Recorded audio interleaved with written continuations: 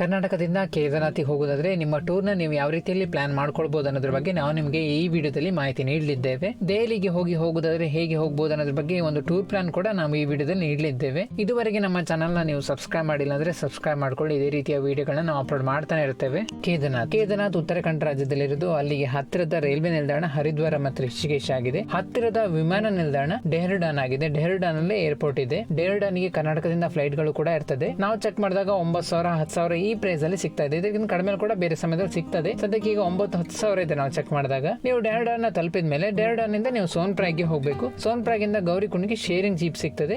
ಗೌರಿಕುಂಡಿಂದನೇ trekking ಪ್ರಾರಂಭ ಆಗೋದು. ಅಲ್ಲಿಂದ ಗೌರಿಕುಂಡಿಂದ ನಡೆದುಕೊಂಡು ಹೋಗಿ ನೀವು ಕೇದಾರನಾಥ್ನ ತಲುಪಬಹುದು. ನಡಿಲಿಕ್ಕೆ ಆಗಲ್ಲ ಅಂದ್ರೆ ಹೆಲಿಕಾಪ್ಟರ್ ಸೌಲಭ್ಯ ಕೂಡ ನಿಮಗೆ 3 ಕಡೆಗಳಲ್ಲಿ ಸಿಗ್ತದೆ. ಗುಪ್ತಕಾಶಿ, ಫಾಟ ಸೇರಿಸಿ ಈ 3 ಕಡೆಗಳಲ್ಲಿ ಹೆಲಿಕಾಪ್ಟರ್ ಸೌಲಭ್ಯ ಕೂಡ ಇದೆ. ಅದ್ರ ಬಗ್ಗೆ ಕೂಡ ಒಂದು ವಿಡಿಯೋನ ಮಾಡಿದ್ದೇವೆ. ಅದನ್ನ ಈ ವಿಡಿಯೋದ ಕೊನೆಯಲ್ಲಿ ಕೊಡ್ತೇವೆ. ನೀವು ವಿಮಾನದ ಮೂಲಕ ಬರೋದಾದ್ರೆ ಈ ರೀತಿಯಲ್ಲಿ ಹೋಗಬಹುದು. ಡೆಹ್ರಾಡೂನ್ಗೆ ಬಂದು ಡೆಹ್ರಾಡೂನ್ ಇಂದ ಸೋನ್ಪ್ರಾಗ್ ಗೆ ಹೋಗಿ, ಸೋನ್ಪ್ರಾಗ್ ಇಂದ ಗೌರಿಕುಂಡ್ಗೆ ಶೇರಿಂಗ್ ಜೀಪ್ ಅಲ್ಲಿ ಹೋಗಿ ಅಲ್ಲಿಂದ ನೀವು ಟ್ರೆಕ್ಕಿಂಗ್ ನ ಪ್ರಾರಂಭ ಮಾಡಬಹುದು.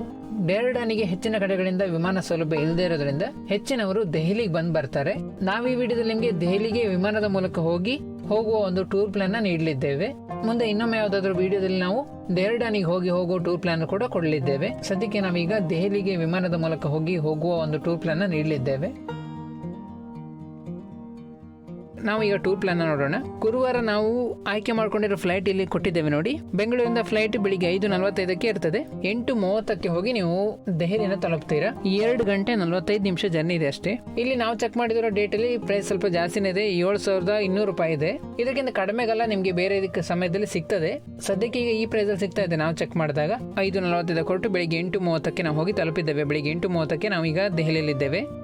ದೆಹಲಿಯಿಂದ ನಾವೀಗ ಹೋಗ್ಬೇಕಾಗಿರೋದು ಹರಿದ್ವಾರಕ್ಕೆ ತುಂಬಾ ರೈಲುಗಳಿವೆ, ಬಸ್ಸುಗಳು ಕೂಡ ಸಿಗ್ತದೆ ನಿಮ್ಗೆ. ನಾವಿಲ್ಲಿ ರೈಲ ಮೂಲಕ ಹೋಗ್ತಾ ಇದ್ದೇವೆ. ಇಲ್ಲಿ ನಾವು 2 ರೈಲುಗಳನ್ನ ಕೊಟ್ಟಿದ್ದೇವೆ. ಉಜ್ಜಯಿನಿ ಎಕ್ಸ್ಪ್ರೆಸ್ ಅಲ್ಲಿ ಹೋಗೋದಾದ್ರೆ ಸಂಜೆ 4 ಗಂಟೆ 10 ನಿಮಿಷಕ್ಕೆ ನೀವು ಹೋಗಿ ತಲುಪ್ತೀರಾ. ಅದೇ ನೀವು ಇನ್ನೊಂದು ರೈಲ ಮೂಲಕ ಹೋಗೋದಾದ್ರೆ ಸಂಜೆ ರಾತ್ರಿ 8 ಗಂಟೆಗೆ ನೀವು ಹೋಗಿ ತಲುಪ್ತೀರಾ. ಈ ರೀತಿಯಲ್ಲಿ ನೀವು ಯಾವುದೇ ರೈಲನ್ನು ಕೂಡ ಆಯ್ಕೆ ಮಾಡ್ಕೊಳ್ಬಹುದು. ಅಲ್ಲಿ ಬಸ್ಸು ಕೂಡ ಇರ್ತದೆ. ರೈಲಲ್ಲಾದ್ರೆ ನಿಮಗೆ ಕಡಿಮೆ ಆಗ್ತದೆ. ಸ್ಲೀಪರ್ ಕೋಚ್ ಅಲ್ಲಿ ಹೋಗೋದಾದ್ರೂ ಕೂಡ 200 ರೂಪಾಯಲ್ಲೇ ಆಗ್ತದೆ. ಈ ರೀತಿಯಲ್ಲಿ ನೀವು ದೆಹಲಿಯಿಂದ ಹರಿದ್ವಾರಕ್ಕೆ ರೈಲಿನ ಮೂಲಕ ಹೋಗ್ತೀರಾ.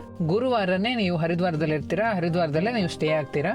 ಗುರುವಾರ ಬೆಳಿಗ್ಗೆ ಬೆಂಗಳೂರಿಂದ ಹೊರಟ ನಾವು ಸಂಜೆ ಆಗುವೊಳಗೆ ನಾವು ಹರಿದ್ವಾರವನ್ನ ಬಂದು ತಲುಪಿದ್ದೇವೆ. ಸಂಜೆ ನೀವು ಹರಿದ್ವಾರವನ್ನ ಬೇಗ ಬಂದು ತಲುಪಿದ್ರೆ ಹರಿದ್ವಾರದಲ್ಲಿ ನಡೆಯುವ ಗಂಗಾರತಿನ ನೋಡಬಹುದು ನೀವು. 2ನೇ ದಿನ ಶುಕ್ರವಾರ ನೀವು ಹರಿದ್ವಾರದಿಂದ ಸೋನ್ಪ್ರಾಗ್ಗೆ ಬಸ್ ಮೂಲಕ ಹೋಗಬೇಕು. ಇಲ್ಲಿ ನಾವು ಬಸ್ಗಳನ್ನ ಕೊಟ್ಟಿದ್ದೇವೆ ನೋಡಿ. ನಾವು ರೆಡ್ ಬಸ್ ಆಪ್ ಅಲ್ಲಿ ಇರುವ ಬಸ್ಗಳ ಬಗ್ಗೆ ಕೊಟ್ಟಿದ್ದೇವೆ.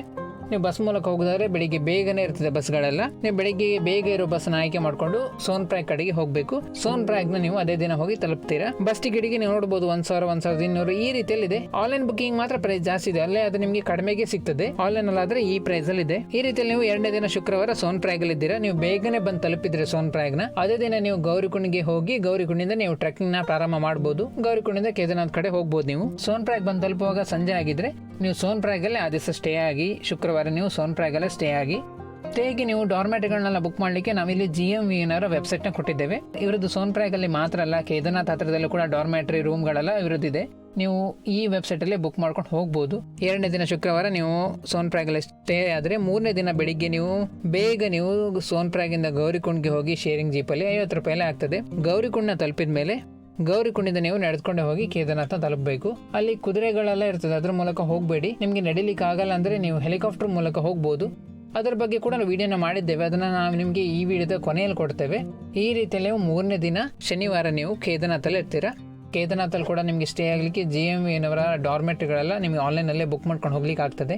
ಆನ್ಲೈನ್ ಅಲ್ಲೇ ಬುಕ್ ಮಾಡ್ಕೊಂಡು ಹೋಗೋದಾದ್ರೆ GMVNR ವೆಬ್ಸೈಟ್ ನ ವಿಸಿಟ್ ಮಾಡಿ. ಈಗ ನಾವು ರಿಟರ್ನ್ ಹೋಗೋದ್ರ ಬಗ್ಗೆ ನೋಡೋಣ. ನಾವಿಲ್ಲಿ ರಿಟರ್ನ್ ಹೋಗೋದನ್ನ 4ನೇ ದಿನವೇ ಕೊಟ್ಟಿದ್ದೇವೆ. ಆದಿತ್ಯವಾರನೇ ನಾವು ರಿಟರ್ನ್ ಹೊರಡ್ತಾ ಇದ್ದೇವೆ. ಕೇದಾರನಾಥಿಂದ ಗೌರಿಕುಂಡ್ ಬಂದು ಗೌರಿಕುಂಡಿಂದ ನಾವು ಸೋನ್ಪ್ರಾಗ್ಗೆ ಬರ್ತೇವೆ. 4ನೇ ದಿನ ನಾವು ಸೋನ್ಪ್ರಾಗ್ ಅಲ್ಲೇ ಸ್ಟೇ ಆಗ್ತೇವೆ. 5ನೇ ದಿನ ನೀವು ಸೋನ್ಪ್ರಾಗಿಂದ ಡೆಹ್ರಾಡೂನ್ಗೆ ಹೋಗಿ ಅಲ್ಲಿಂದ ಫ್ಲೈಟ್ ಮೂಲಕ ಕೂಡ ಕರ್ನಾಟಕಕ್ಕೆ ಹೋಗ್ಬೋದು. ದೆಹಲಿಗೆ ಹೋಗೋದಾದ್ರೆ ಮೊದಲಿಗೆ ನೀವು ಹರಿದ್ವಾರಕ್ಕೆ ಹೋಗಬೇಕು. ಸೋನ್ಪ್ರಾಗಿಂದ ಹರಿದ್ವಾರಕ್ಕೆ ಬಸ್ ಮೂಲಕ ಹೋಗಬೇಕು. 5ನೇ ದಿನ ಸೋಮವಾರ ನಾವು ಸೋನ್ಪ್ರಾಗಿಂದ ಹರಿದ್ವಾರಕ್ಕೆ ಬಸ್ ಮೂಲಕ ಹೋಗ್ತೇವೆ. ಹರಿದ್ವಾರವನ್ನ ತಲುಪಿದ ಮೇಲೆ ಹರಿದ್ವಾರದಿಂದ ನಾವು ರೈಲಿನ ಮೂಲಕ ದೆಹಲಿಗೆ ಹೋಗಬೇಕು. ದೆಹಲಿಯಿಂದ ನೀವು ವಿಮಾನದ ಮೂಲಕ ಕರ್ನಾಟಕಕ್ಕೆ ಹೋಗಬಹುದು. ಈ ರೀತಿಯಲ್ಲಿ ಹೋಗಬಹುದು. ಸೋನ್ಪ್ರಾಗಿಂದ ಹರಿದ್ವಾರಕ್ಕೆ ಟ್ರೈನ್ ನ ಮೂಲಕ ಬಂದು, ಹರಿದ್ವಾರದಿಂದ ಸೋನ್ಪ್ರಾಗ್ಗೆ, ಹರಿದ್ವಾರದಿಂದ ದೆಹಲಿಗೆ ಟ್ರೈನ್ ನ ಮೂಲಕ ಬಂದು, ದೆಹಲಿಯಿಂದ ನೀವು ಫ್ಲೈಟ್ ಮೂಲಕ ಕರ್ನಾಟಕಕ್ಕೆ ಹೋಗಬಹುದು. ದೆಹಲಿಯಿಂದ ನೀವು ರೈಲಿನ ಮೂಲಕ ಕೂಡ ಕರ್ನಾಟಕಕ್ಕೆ ಹೋಗಬಹುದು. ಈ ರೀತಿಯಲ್ಲಿ ನೀವು ನಿಮ್ಮ ಟೂರ್ ನ ಪ್ಲಾನ್ ಮಾಡ್ಕೊಳ್ಬಹುದು. ಇನ್ನು ಡೆಹ್ರಾಡೂನಿಗೆ ಹೋಗೋದಾದ್ರೆ ಹೇಗೆ ನಿಮ್ಮ ಟೂರ್ನ ನೀವು ಪ್ಲಾನ್ ಮಾಡ್ಕೊಳ್ಬೇಕು ಅನ್ನೋದ್ರ ಬಗ್ಗೆ ಕೂಡ ಸದ್ಯದಲ್ಲೇ ವಿಡಿಯೋ ಮಾಡ್ತೇವೆ. ಇನ್ನು ಕೇದಾರ್ನಾಥ್ ಬಗ್ಗೆ ಹಲವಾರು ವಿಡಿಯೋಗಳನ್ನ ಮಾಡಿದ್ದೇವೆ. ಯಾತ್ರಾ ರಿಜಿಸ್ಟ್ರೇಷನ್ ಹೇಗೆ ಮಾಡೋದು, ಹೆಲಿಕಾಪ್ಟರ್ ಬುಕಿಂಗ್ ಎಲ್ಲಿ ಮಾಡೋದು, ಕೇದಾರ್ನಾಥ್ ಬಗ್ಗೆ ಹಲವಾರು ವಿಡಿಯೋಗಳನ್ನ ಮಾಡಿದ್ದೇವೆ. ಆ ವಿಡಿಯೋಗಳನ್ನ ಯಾವುದನ್ನು ಮಿಸ್ ಮಾಡಬೇಡಿ, ತಪ್ಪದೆ ಆ ವಿಡಿಯೋಗಳನ್ನ ಕೂಡ ನೋಡಿ. ಈ ವಿಡಿಯೋನ ನಿಮ್ಮ ಸ್ನೇಹಿತರಿಗೆಲ್ಲ ಶೇರ್ ಮಾಡಿ, ನಮ್ಮ ಚಾನಲ್ನ ಸಬ್ಸ್ಕ್ರೈಬ್ ಮಾಡೋದು ಮರಿಬೇಡಿ.